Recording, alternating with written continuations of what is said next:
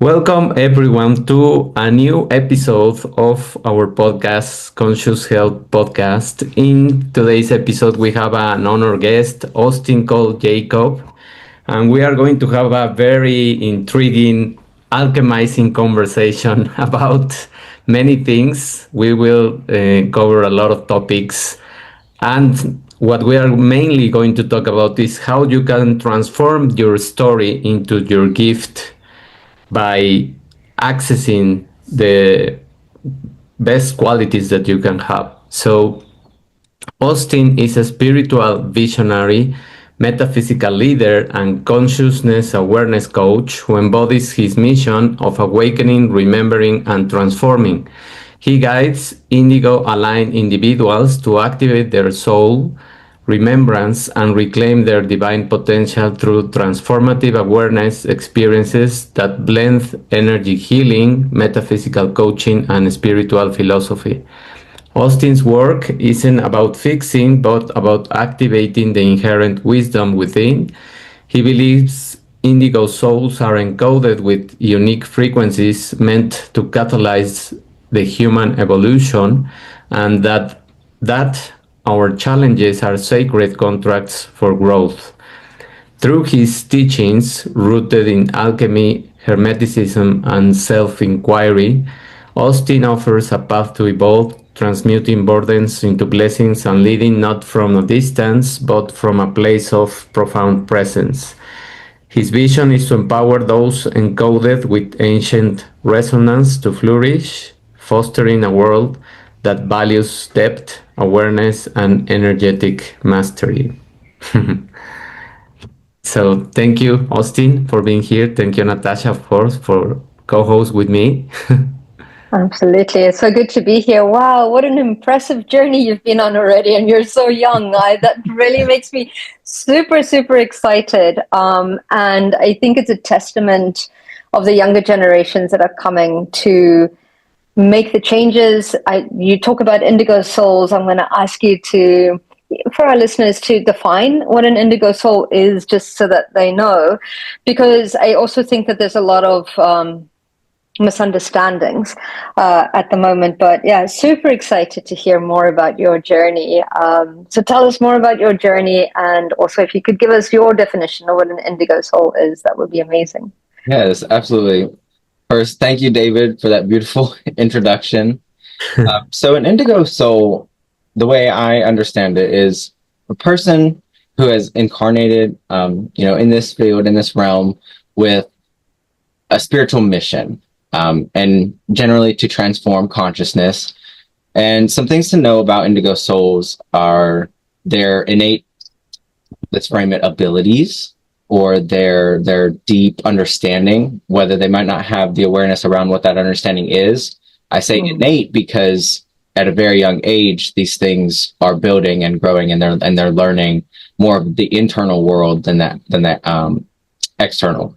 It often also has to do with the third eye, so a lot of intuitive abilities going on, a lot of energy sensitivities, and this often can be misplaced or misunderstood as overstimulation or seeing things, psychosis. And this is, in at least the old paradigm of mental health, how some of those things can get misportrayed and maybe not nurtured in a way that actually allows the individual, this child, to start understanding those gifts and the way they're perceiving the world. But really, like I said, they're incarnated here because they have a bigger mission, and it's generally to unlock hidden knowledge, transform unity consciousness, and pave the way for new ways of understanding, or not even new ways, really it's a remembrance. So I should say old ways of understanding the world. Beautiful. That's a great description. And it's so on topic. I think a lot of these neurodiversities that are coming up, they're seen as disabilities, but I usually see them as kind of like spidey sensors, because they are the children that have come to actually change the world. And the world doesn't work anymore in the way it used to. And these beautiful souls have come to pave the way. And sometimes it can be, I find them to be quite, it can be quite difficult because we're going against the norm. And I work within the Akashic Records, and it's not about being the black sheep. It's the black sheep become the shepherds, is making those changes that really come in, that need to come in. And I think that as the world changes, because I think within medicine, within education, within all these structures, all systems need to be broke down and rebuilt again. And I think these beautiful people have come in to help with that transformation, which is quite beautiful. Tell us about your journey. How did you find your way to doing what you do? Well, oh my journey.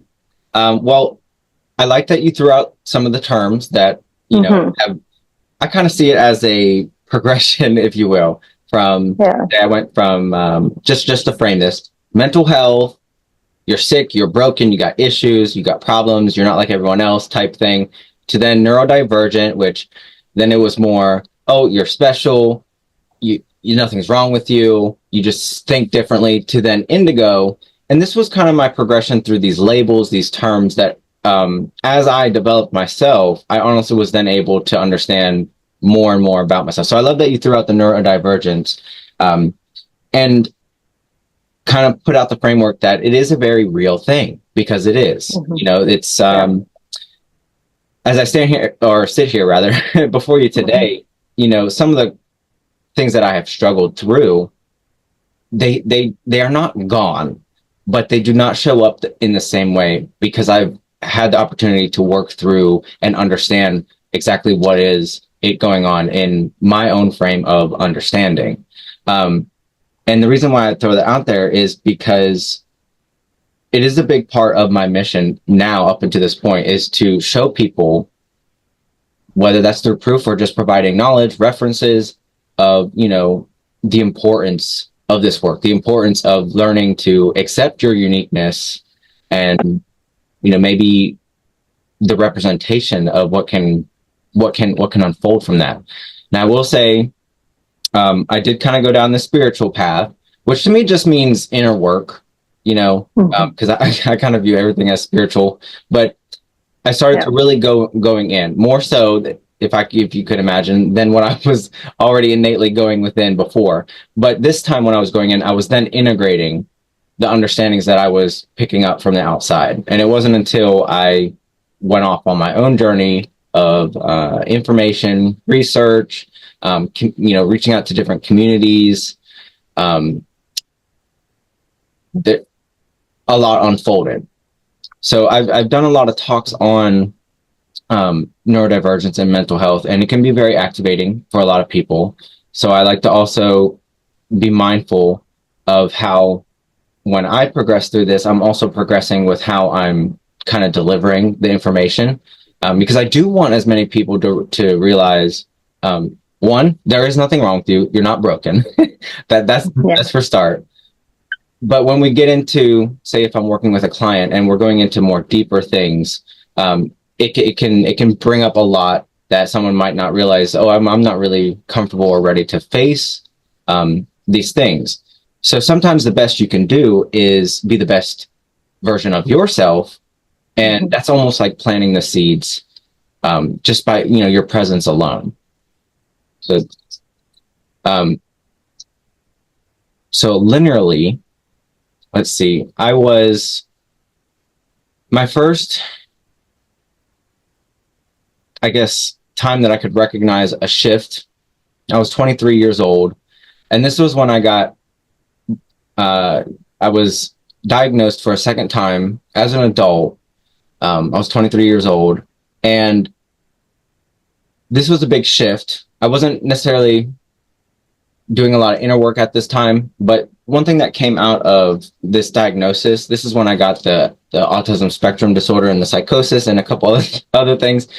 You know, some people might think, oh no, woe is me, I got all these things. But for me, it was actually very liberating. You know, I felt this sense of relief, because now it had moved on from, you know, very early childhood up until that point of me struggling with, obsessive compulsive, attention deficit, anxiety and depression, and all the many symptoms that came through for me in that way. But now I had almost this closure that I didn't know I really needed through this diagnosis to then go out in the world. And this is why it was liberating. I then went out into the world from that point on, not needing to validate what was actually going on. It was almost like I was searching for validation with that diagnosis that, oh, you see, I'm I'm not crazy. Like, the things that are going on, they really are going on. The thing about it, though, is the diagnosis didn't actually tell me anything that I knew about myself, but it did give me that, how should I say, it was the closure. It was the support that said, you can move on and start defining your life as you need to define it. And so at 23, this was when the first seed was planted of my spiritual journey, so to speak, if I were to frame it as a spiritual journey. I went and met a friend for the first time. He was a deep friend. Shout out to Tom Lupari. And he told me some things that I had never heard before. And this is the beautiful thing about the universe.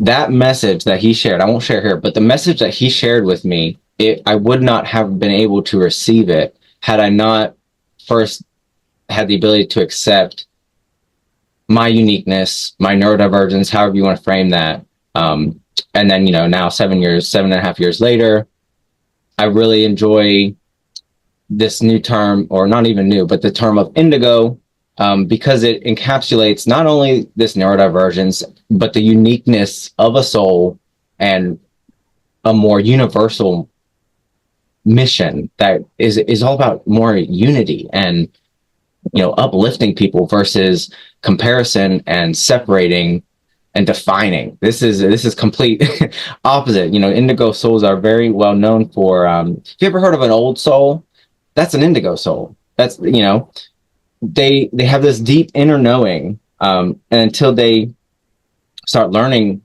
what is trying to be expressed, it'll just stay within. But they do go against the mold, so to speak. They're there to transform energy, to rebel, or to there's a natural resistance to like conformity, and I can attest to that. I always was so curious about the middle way or the other side. One of the things that was more often than anything else in my entire life that people know me for is perspective. And it really didn't click until I was probably 28, and I sent out this little test to everyone, and I wanted to know what about me do you like about me? It was like part of this marketing thing I got into, and they had me send this out. And I'm telling you, the reason why I went down the route of that I did was because what came back, what people were saying about me was, Austin, you have a unique way of opening up my own perspective just by sharing yours. Or, the way you perceive things is so unique. So I hope that gave a little taste of a little bit of my journey there. Yeah. I am very, very curious about these, let's say, flashes of wisdom that you receive, or these unique ways of looking for this perspective that I'm assuming that is wider than other people, and that I can also attest for that, because we have had conversations in the fireside chat, and we have talked about other people's views.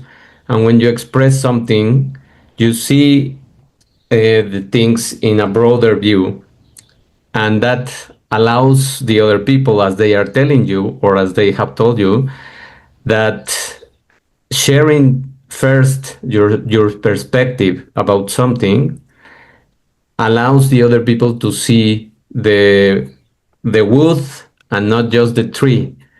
So how do you receive that information in your mind, or what happens that can be confused? And probably that's why they do that diagnosis with a psychotic episode, let's say, no?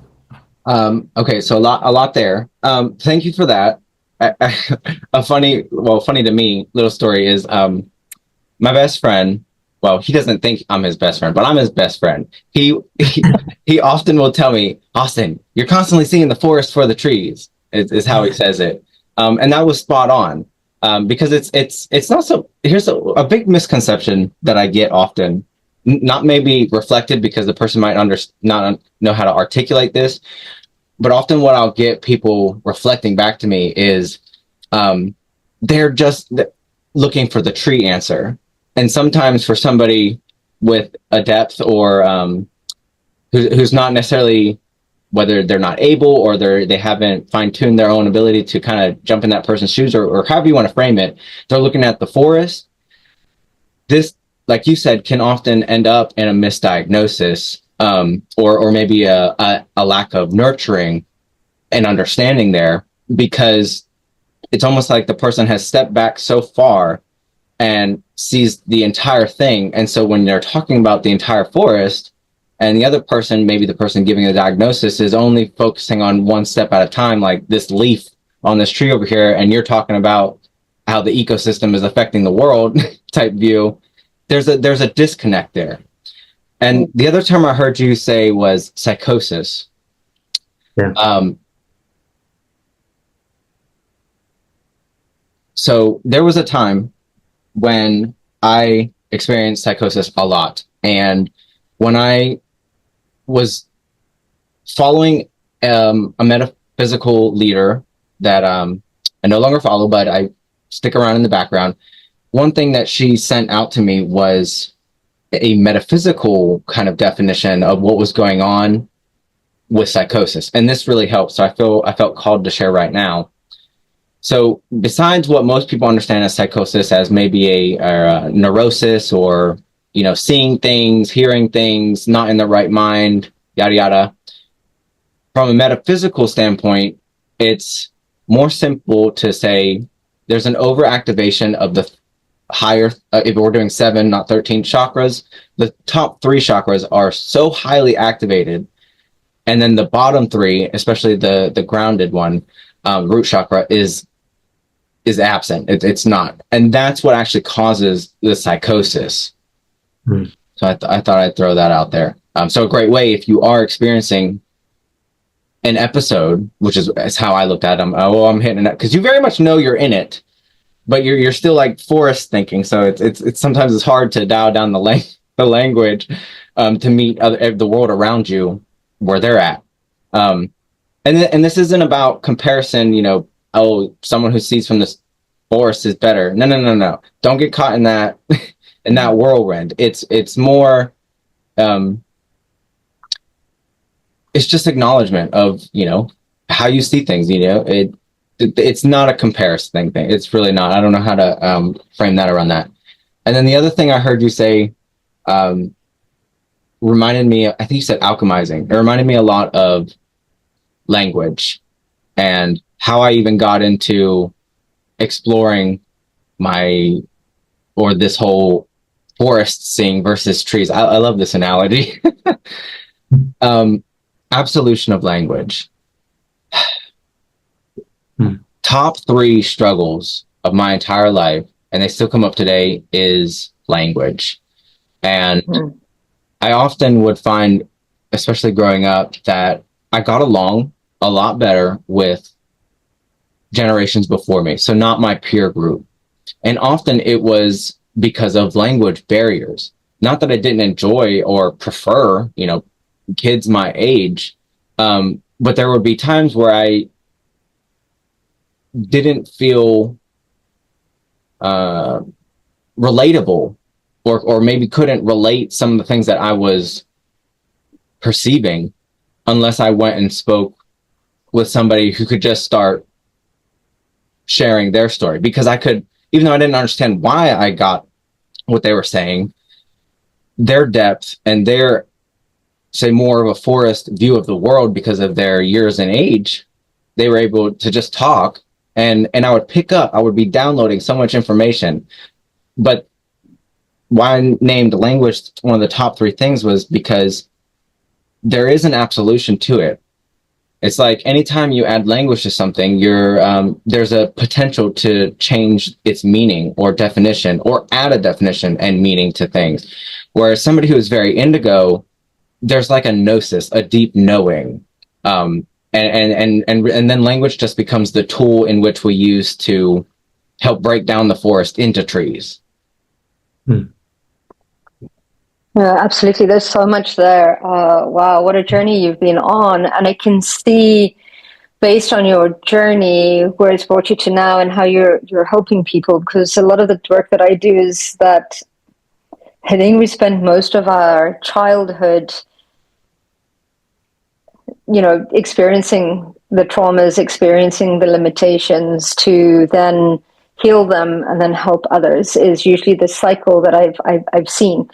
And everything that we've been through creates that vibrational frequency that will attract others that have been through the same experiences in one way or another, which I found absolutely beautiful. But so much to unpack there, in the sense of my daughter got diagnosed with dyslexia, and she had the same thing, in that sense that you had. And I was trying to tell her, it's like, when I first found out, I was like, this is actually a special gift, and so many amazing people. And I started lifting off like Einstein, like all these people, Richard Branson, so many people. And she's like, Mom, I know. She's like, I know I'm different. And she goes, I don't need anything else. It's a relief. I'm not crazy. I'm not, anything else. I just have this. And I was like, wow. I mean, she teaches me every day. I mean, she's only 14, but that aspect of like, I'm okay. And what a relief. Like, it was absolutely oh my God, this is what it is, kind of a thing. And that was absolutely amazing. And I was like, she didn't need my encouragement. She was just like, it's done. And we're going further into it, and there is more stuff that's in behind there. And I'm like, oh my goodness, you really are like it. And I'm seeing it from a place of admiration rather than a place of worry, because we're so taught that this is what it is, right? So it's just like, okay. And it's just beautiful, because now I spend a lot of my time going, how does your brain work?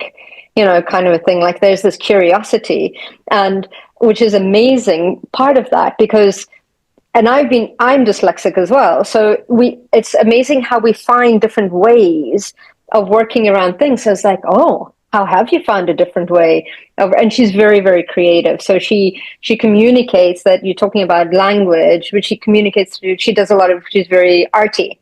So she does a lot of drawings and a lot of it's and in her clothes and everything. So she's very creative in that way and super smart. But it was just that relief. And I witnessed that within my daughter. So I completely understand that and sympathize with that. And I encourage other parents. And now that that's happened, and I've gone into the spiritual side of like, what is this? Why is this happening? I'm actually working with a friend of mine who she's actually started going into helping people that are neurodivergent in many ways, to try and explain that. And it's like, it's such a gift. Like let's get comfortable. And how do you work with that? And it's like, I used to say that, like, when they were kids, they would be like, Mom, I really can't handle being around this child. Whenever she's angry, I just see red. And I'm like, you know what? That is like, you're like an X-Man. Like, I was like, this is like this, you're seeing this person's auric field. Not a lot of people see it, but don't lose it. This is what's going on. I mean, they were like 6 or 7. And then the other one would be like, yeah. And then when she's like really like being spiteful, it turns to this kind of like, like dark kind of like brown kind of blackish color. And I was like, that's okay. This is what is happening, right? But then it got to a stage where I think she was like 7, she's like, I'm too young for this. I don't want this. She's like, it can pick me up again later when I can deal with this stuff. And I'm like, nobody's switching off any spidey senses in this household, kind of a thing. But she's kind of like given it a bit of a way. But it's interesting, because And recall, I believe everybody's spiritual, absolutely. Some have got their abilities or accept their abilities more than others and develop their abilities more than others. And I've started to find that all my friends that are practitioners, there is something within us that kind of like ties us all together, because it's important, because this allows us to straddle both worlds, because we need to. Yes, I think. absolutely. That Yeah. was so touching to hear. That's so beautiful that this can be nurtured, and there we're coming into a time where, and there are already cultures. Let me throw that out there. Yeah. There are already cultures out there, that when this is recognized, first off, it's not called mental health there, but then it's No. also nurtured, because another thing to know about, whether you frame it spiritual abilities, psychic abilities, we all have them. We are all born with them, but no one person is alike either. So it's not so the reason why I threw it out there is, because you don't want to fall into like the comparison trap. It's really, and another thing you threw out was the trauma. Here's a good way to frame this. Just like everyone kind of has the same abilities as a human, no one is above experiencing trauma. All trauma is it's a response that the body was not prepared for, which is why it could be anything. Anything could be traumatic. You could be laughed at and embarrassed in school, and that be I'll attest, can be a traumatic experience. What I find kind of befalls a lot of indigo people or neurodivergent people or people who aren't nurtured, like how you described, that trauma then can build, and it serves its purpose, sure, and hopefully a lot of them end up being healers, because they can take that experience and reframe it into empowering others. But that just really touched me, that we're seeing in real time how people are coming together with curiosity. That was another word you threw out there. Being curious of how is that mind functioning, and nurturing that, empowering them. Beautiful. Thank you. Absolutely. Oh, absolutely. And I agree with you and I think in schools she used to get home and she'd be like, define everything. And I'm like, Michaela, you don't need to define it. You can define that later. Just experience the now, kind of a thing. You don't have to, and it is very much a human thing. Like you say, we need to define everything, I think, because it keeps us safe, because we can put a label on it. And it's like, perhaps we just experience that, right? You don't have to make a decision now. Like, just be, which is beautiful. Sorry, I'm hijacking you here. David, do you have any questions? No. You are just sparking more ideas inside of me, so don't worry. I'm remembering right now a talk that I saw from an Ecuadorian runner, ultramarathon runner, and he shared his experience about how his mother reframed a diagnosis that they made for him since he was a child. When they went to the doctor, he suffered episodes of fainting, and it was one day that he experienced more than 3 episodes in just one day of fainting. And they took him to the doctor, and the doctor said that he had epilepsy. And he explained the term, and he gave all the things, and he made the limitations that he had to do as all the traditional doctors. But the mother was silent, was just listening. And when they went out from the doctor, she spoke with him, and she told him, you know what? Anything that the doctor said is true. So what I will ask you to do is to quit your destiny. Quit your destiny, because your destiny is not made by anyone else but you. And what you have in your mind is something that is a gift, because your neurons are so fast to think that sometimes it's like when you are going on a bike and you are going too fast, And sometimes what happens? And she asked to the child, what happens? And he said, you fall. And what happens when you fall? You get up and you continue. So that's what can happen in your life. You will fall and you will have to get up and continue. But that just means that your brain is so fast, faster than anyone else's brain. And by reframing the diagnosis of the physician into something that is a gift, and the child believing that he was faster to think, he developed this quality that he challenged himself to do everything he wants. He is one of the best ultramarathon runners, and he did two of the most difficult runnings in the Antarctica and in the desert of the Sahara. 240 kilometers. I couldn't even imagine that a human can run that distance. So this child with epilepsy, and he also had difficulties to speak because his brain was fast, and he learned to speak, and now he's a coach and someone that gives talks around the world, even compared to Tony Robbins.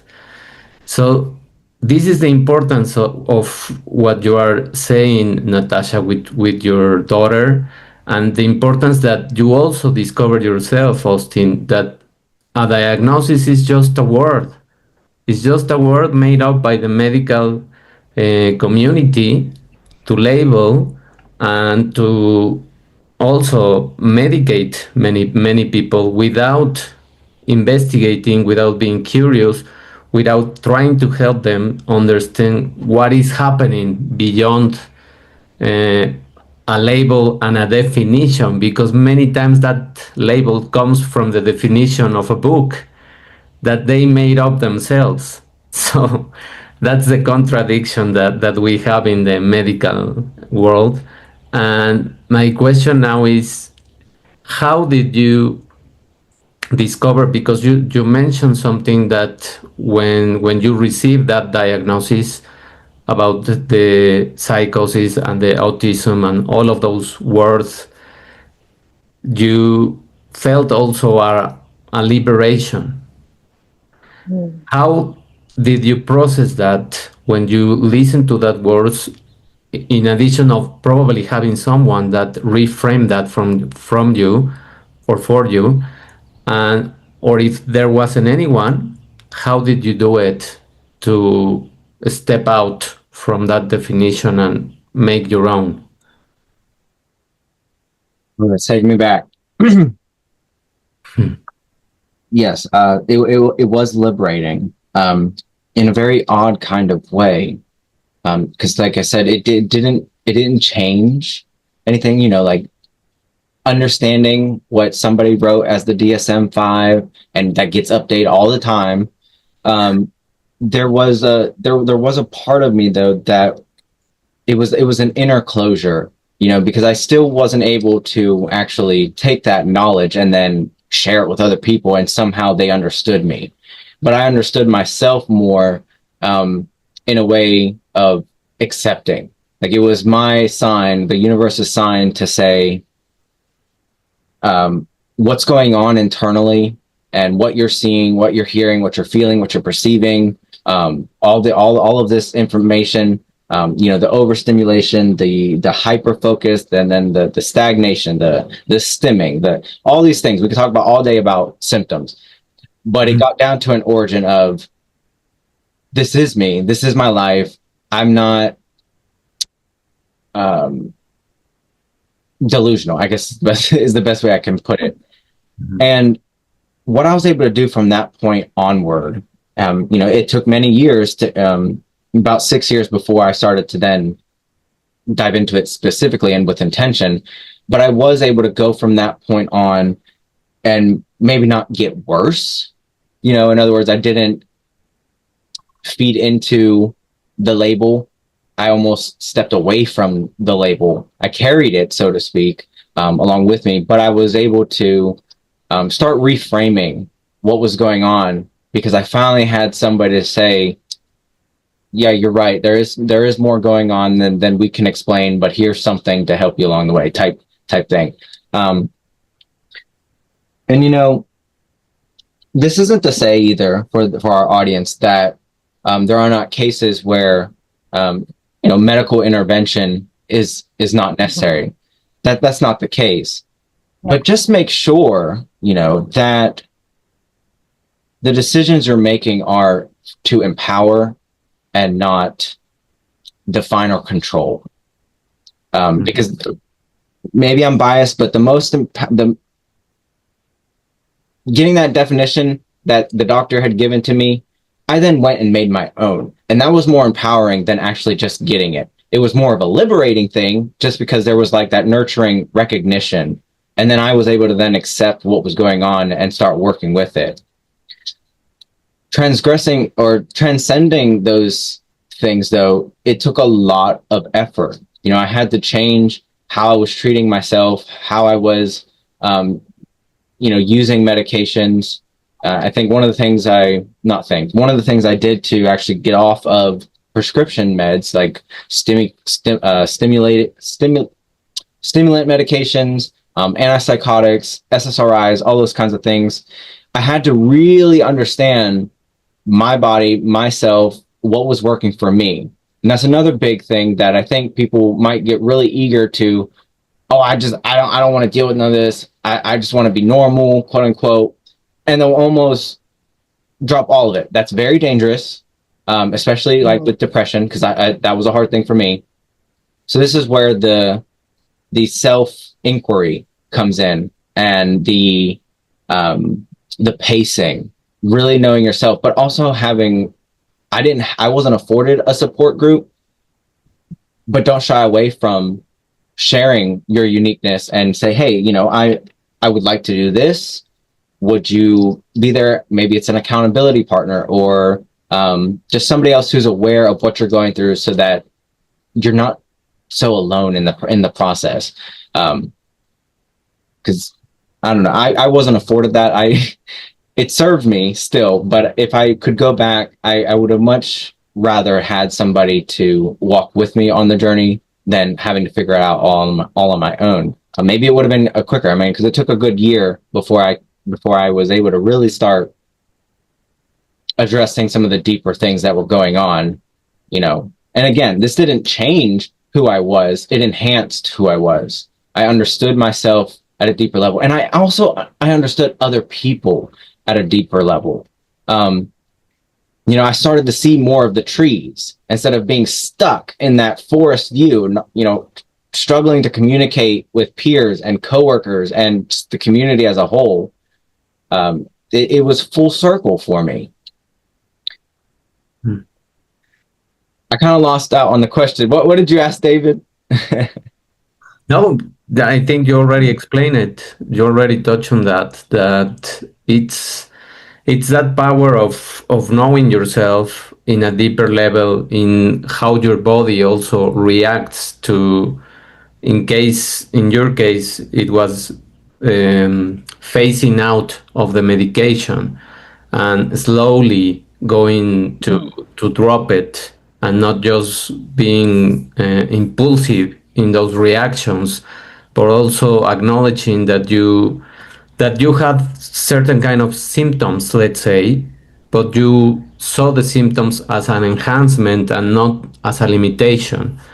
So that's an important message that I think that many people have to understand when we go to a physician or to this kind of traditional medical experiences. What we want is to be understood in terms of enhancing our bodies, enhancing our skills, and that doesn't mean that you shouldn't receive a medication. Of course, that if you need it, you just have to take it for certain period of time. And then also, I think that what has to change is that we have to encourage more the physicians to go deeper and not just stay in the surface of giving a pill and making the symptoms disappear, because that just create addiction to the medication. And what you did and what many people can do is to accept that they need at certain point in their lives a particular kind of medication to balance the chemical things that they have in discordance or in not in resonance or in balance. And once they achieve that, they should start knowing and asking more about their bodies and about what is happening and how are you coping with the lower dose, and then a lower dose and a lower dose until you arrive and you phase out from the medication. Yeah, No? absolutely. Yeah, I went the holistic route. So I first switched over to like supplements, and then I would pick up breath work, meditation, then looking into kind of what's that word when you like evaluating how am I using my time. So I started diving into what are my habits? Am I outside? Am I getting sun? Am I in nature? Circadian. And I love that you touched on this reframe of I coined it actually one of my groups is burdens into blessings because before I was opened up to there's spiritual significance to all of this. That's what I was doing in real time, just to kind of get through. I chose to, because at 23, I kind of started to more or less accept, okay, this is just how it is. This is my life. I started to, because I was liberated to reframe them. And it was almost an exciting game to realize how I could use these things to my advantage. Because I there's that rebellion again, wanting to obviously be good, because I knew I was highly intellectual, sure. But what was my intellect worth when I couldn't actually articulate it out to the world what was going on? So I got into that trap of, I would water down how I spoke. I lost a lot of depth. I don't speak in a lot of metaphors and philosophically as I used to. Probably getting back into that as I read a lot more. But the takeaway is I did reframe these burdens into blessings. Like, here's a simple example. ADHD. Oh my goodness, that was predominantly my life. And one of the reframes that I enjoyed, believe it or not, was hyperfocus. Because when I started to be able to recognize that I was in that mode, I could get some stuff done. And so it was almost like my hidden superpower, if you will. But just that simple reframe of being appreciative of my neurodivergence in that little way empowered me. It sounds so small, but it's polarity also too. If I realized, okay, I cannot read this book, I'm not going to be able to drive, or you know what, I'm just not going to sleep, however it was in its polarity, I would start taking advantage of that. And that kind of introspection, that playing around with this reframing, as I innately would do with absolution of words all the time, I just started doing with the new things that were coming through. How can I play around with this quote unquote symptom and really use it to my advantage? Beautiful. I commend you on your courage for doing the mental and emotional work behind those physical symptoms, because that takes courage to really, really look within. And it's a lot of people will avoid that because that's painful, that reflection. So I commend you. And I do a lot of my work is looking at, okay, no, let's what is the mental emotional aspect behind that? And I love the reframing, because a lot of my work now is based on rewriting your story. So it's looking at that in that sense of, okay, it's surfaced because you're ready to work for it. It's given you something up until now. What has it given you? Right? How is this working for me? And I love that you're doing that in real time, because it's amazing once we step back with that curiosity and going, how's this working for me? Right? How is this what is the situation? Why is it? And sometimes it's really situations that we feel this really sucks. This is like painful. Like, why is this happening? And then we're like, no, I'm not going to let it get me down. Like, how is this working for me? What opportunities are showing up in that sense? So, which direction is this throwing me into? I tend to have a look at that, and I love that you reframe that. I love that you use that as in this is actually an ability. How am I going to use that in this moment?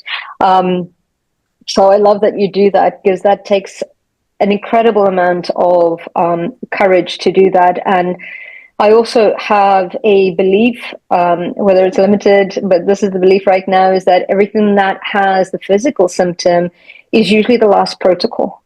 It has started mentally and emotionally. The physical symptoms are important, which is why yes, I absolutely agree. Medication works when it works. Pharmaceuticals, I usually do also try and go the natural route, but sometimes you can't avoid it. And I believe both medicines work together in having worked with people that are going through chemo and all sorts of stuff and doing kind of like healing work. It's like, okay, let's allow whatever medication is there, allow your body to absorb it. Let's flush out what doesn't work for you. But it's all part of those experiences that actually allow you to lead. That's your light that shines, that calls, we say, shine your weirdo light, because then all the other weirdos like you will find you.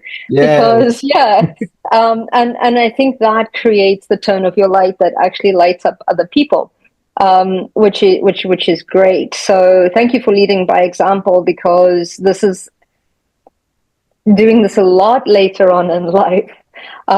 You start having more of those layers to uncover. So I think your soul has chosen to, I don't think you do anything slowly. So everything's just like, I want it now. It's like, let's go through all of this, because there's no time to lose in one way. There's a lot to be done in this short span of this lifetime, if we look at it from a metaphysical perspective. So I commend you in having the courage to look at yourself from a different perspective and rewrite your story in a way that empowers you. Yeah, I can only imagine how my life would have been different, say, if there was an environment that was spiritually knowledgeable enough to nurture me. Because, I mean, in, say, 10 months, when I quote unquote stepped into my power, I walked away from a lot of systems I was comfortable in. In 10 months, I felt like I grew 10 years. And I love that you brought up about it showing up in the physical, because I'm also in a similar belief that if there was some kind of chain, spiritual, and then it ends up in physical. And I also love that you threw out there of that it's showing up for a reason, to be noticed, to be integrated, to transcend, because it's serving you. And I preach that constantly, that what I have experienced, was it fun? No. Was it horrible? A lot of it, yes. But it served me, and being able, which took time to learn, and practice reframing those experiences, I learned, why and how it has served me. And I continue to learn. It's an ongoing journey. It never ends. One of the most challenging things for me was my panic attacks. And that was one of the harder medications to get away from. So anxiety, basically. And this, I couldn't just simply, make a decision and start working through. It was very sympathetic nervous system. It was very visceral of an experience. This was when I had to start incorporating the breath work and the meditation, and honestly opening up some areas of myself that I at the time would have preferred to never go into. But had I have been exposed to more of the spiritual knowledge in the community earlier, I do see, and the reason why I throw this out there is to kind of put emphasis on the importance of nurturing the uniqueness of every person, neurodivergent, special, no, every single person. Yeah, I agree. 100%. I am curious now of talking about this mixture and this alchemy, that word came up in your description and in your profile and all of those things. And I, of course, it lures me because I am a biochemical engineer. I love that alchemy, and I love that alchemy. So in terms of these experiences mixed with the medication, mixed with the labeling, if you mix them all, what do you come up with, or how do you explain that to anyone that comes with the same, well, not the same, but a similar story? How do I mix it? Or can you ask that another way? How how do you unpack all of that blend of things that happen, because it's the labeling, the medication, the experience, the symptoms that people in this neurodivergent community will experience also in a similar way. So how do you help someone that comes in that line but that needs some guidance from you? Well, that can probably be boxed into alchemy itself. Alchemy is a lot of people see alchemy as turning this lead into gold, and as if it's a very physical thing. Mm-hmm. If you put it in philosophical terms, it's not so much physical. It's more of an internal thing. Your internal lead, Saturn, turning into more Jupiter, the sun. That's the gold, and so that's the start.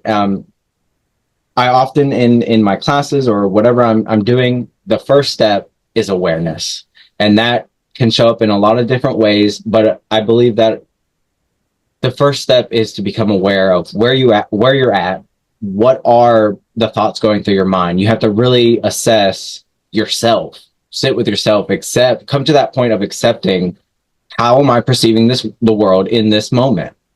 And then from there is where I would kind of start an alchemical process with the person. The challenge, though, I find is because we are all so very diverse, but specifically, the neurodivergent community, there are a lot of activations, there are a lot of triggers. So it can get sensitive for a lot of these things. So one of the things I'm finding is a challenge for even me is, I guess, remembering, some of the things that I've been through and trying to be patient with it, because, now I'm like, but this world is so big, like, wow.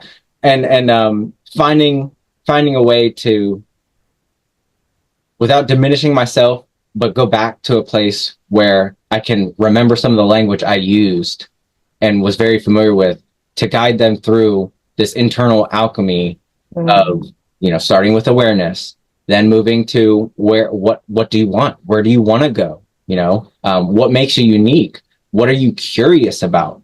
And then you infuse more of a empowerment structure. One of my archetypes is architect. And the way I've tried to integrate that is what structure, what reference, what set of information, what passion, what energy. I'm really big into energy work. I do a lot of that actually too, stabilizing people's energy. And then building a structure for that person. But that doesn't happen. That it can't be just a me thing. That person has to be aware in order, and there's this like volley of communication going on so that structure can be built, can be implemented. And then at that point, once all that, the awareness is there, the North Star is there, the vision is there, and the structure is formulating, then it's more about accountability, encouragement, empowerment, and holding space. So that's kind of the process. But the alchemical process is a very internal, it's a one-on-one thing. Like everyone's doing that internally. And it's happening all the time, all around us, whether you're aware of it or not. It's just how much do you want to be aware of? Yeah, I also think a big part of that is the releases that the body has through crying, through screaming, through laughter, through, there's quite a lot of cleansing that happens. I love your process, Austin. Yeah, curiosity in, I do a lot of ancestral work as well. How have you linked up what you were going through your lineage? A little bit. There was a time after a summit that I participated in, or not, but I was listening to, there was an opportunity to speak with an oracle, and she dated my timeline down to Celtic times. And one of the things that came up for her was left foot. So I looked into that. What was its metaphysical significance and everything? And it had everything to do with receiving. So for me, there was also a vow of poverty that was in my ancestry. And so that's actually when I got into tarot, because she was doing oracle. And so I was like, oh, this is very interesting. I wonder how it's different. Why is it different? What's the significance there? And that opened up this whole new door to me start becoming aware. There's that aware again of, why is this coming up? Why is it being presented to me right now? If it's around me, it's within me. So I started to look into it, and it was very ancestral, and I'm probably still working through some of those things, but that's fascinating that you do that work. Maybe we should catch up after this. Absolutely, yeah, I'd love that. Yeah, there's so much there that is there, because we really are the memory, or aspects of the memory, of the people that have walked before us, and yeah, it's absolutely beautiful to see that. And yeah, that aspect of going within, that aspect of explaining, that aspect of kind of like changing the programs moving forward becomes really, really important. And I also believe that when we heal for ourselves, we heal for the 7 generations before and the 7 generations to come, because we change behaviors, we change attitudes, we change all the rest of that. And while we're doing that, for that little bit, we heal the collective. That one little bit, each little light ends up healing that, which is quite beautiful. So I love that you've gone into that aspect of, this is showing up for me. Why? And I feel that also with the healing aspect of it, because I also believe that when we are ready, that trauma shows up, and it's almost kind of like all that experience shows up that we're ready to go through, because when we forget, everything's in divine timing as well. So it almost kind of like brings that up when we're ready to deal with that. But it's I find it so beautiful that you're like, okay, what's next? Let's do it. Let's get on with this. Let's move through that. And it never ends. Absolutely, it doesn't. We start to get to know who we are. And I think that's a lot of the times that on a grander spectrum of things, I think that is what our purpose is on this planet, is to get to know who we are. Yeah, right? know thyself. Yeah. Yeah. Absolutely. Beautiful. Yeah, a great biblical, like Christian thing. Oh, I'm losing it. What was it? Oh, it was something along the lines of, God never puts anything in front of you that you're not able to handle. If I took that in an esoteric route, the way I see it is very similar to what you just said about, there's a reason it's showing up now, and it's that's like your opportunity. That's the gold, Yeah. But also, if you don't leap for that opportunity, it'll wait. It'll come back. That's that feminine energy. Feminine energy does not have a loud bark. It is raw power. It's a silent power, and it will be patient for you. But we are limitless, eternal, divine, infinite beings. Yeah, I agree. The opportunities will keep showing up. So usually we say, don't resist it, choose it, do the work. Don't resist it. It's going to keep showing up one way or another. And one part of your life will actually, it usually tends to show up in all parts of one's life when we're going through a certain theme or a certain conditioning that we're working through as well. It tends to show up. So yeah, you're right. So don't resist it, choose it is my motto. And there's powerful ways of outlets, screaming into a pillow, whatever it be, releasing. Somatic breath work is very a visceral experience where it gives an opportunity to move some of that energy. Marma method, Ayurveda, there's so many of them. So much. But the reason I bring that up is because if you so choose your free will choice to maybe not dive in curiously of why is this before me? Why has God, universe, source, energy presented this to me? We're not like animals that are not we're self-conscious beings, self-sovereign beings. So it'll be stored somewhere in your field, even if it's not in your energetic physical body, it's then in your light body, your aura body. And it messes up your harmonic resonance. And that's why hurt people. You know, they are most likely in a mode of fear or victimhood. Yeah, I agree 100%. So now, how can we summarize many of these insights and many of these experiences that you have had, and make up something so that younger people such as yourself and people that are being challenged with these new ways of perceiving the world can cope with that instead of following the traditional limiting route? Wow. I thought you were going to say, let's summarize the top.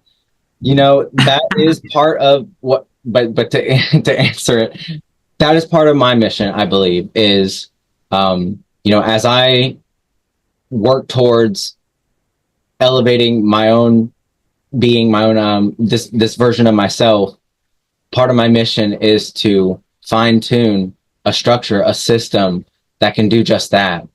Because I want to empower and elevate and transcend these labels where they're just not necessary. You know, this absolution of these terms is not necessary. And when I say necessary, I mean not diminishing. If a label is used, if the word is used, it should be to empower.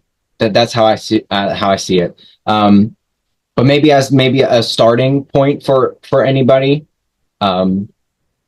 get curious, you know, really get curious. Don't settle for absolutes. This has this meaning, and that's the only meaning it can have. Because, I don't know if you're familiar with Bashar, but, you know, you can take it in a similar way of follow your excitement for as long as you can with no insistence on the outcome in terms of a definition. Take it in, but expand it, being curious as far as you can, for as long as you can, with no insistence on any one meaning, and just find out where that takes you. Be curious about who you are, and you know, let the universe guide you. If it's there in front of you, it's there to show you something, and you might not. Don't be insistent on figuring out what that something is. Sometimes it comes down the road. It's just asking you to hold space for it and be open-minded to, yeah, I'm here. I see you.